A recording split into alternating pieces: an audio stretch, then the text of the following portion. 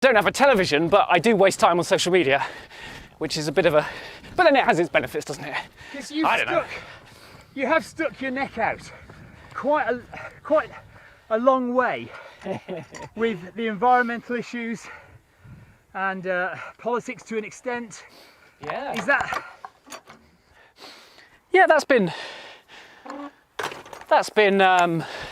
fun, really.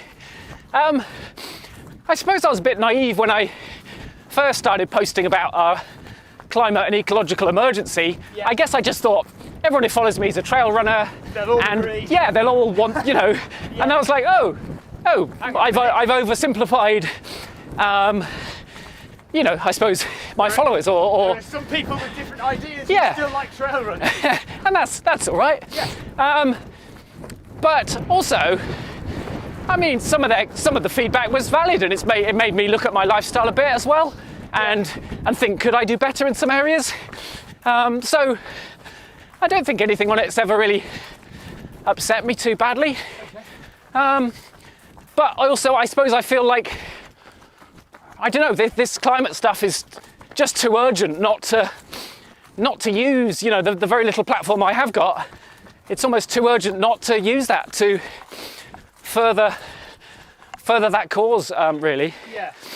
And I think originally I was too frightened to be called a hypocrite, or too worried about not being perfect.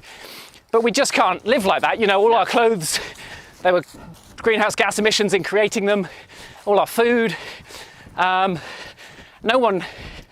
Almost no one can sort of escape that system. You can't avoid being a hypocrite.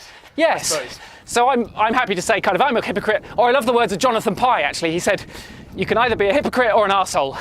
Yeah. So I'd rather be a hypocrite. Yeah. You can only do what you can do, can't you? I think so, yeah. But then, yeah, no, I enjoy that side of it. Social media is mostly good fun.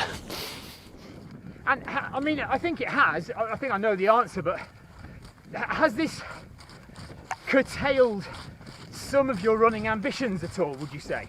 No, I would say almost the opposite. Really? During the Pennine Way run that I did in the summer, I tried as hard as possible to sort of bring in those values, that sense of purpose of, yes. I'm not for a minute saying I'm the Bob Geldof of climate change, or, you know I didn't really do anything that changed the world at all, but to feel I was doing it for a purpose other than just because I wanted to, or just to set a record. Yeah. I tried to make it a sort of sustainable, you know, to have a sustainable message. All right, you could criticize it because there are more car journeys generated by it. You know, we could go on forever. Always find something. Yeah. But giving it more meaning, I think, contributed to how it turned out for me, because it meant it mattered more, you know. So Yeah. I think that genuinely helped me, actually, and genuinely contributed to a good outcome, I think. Awesome. Yeah.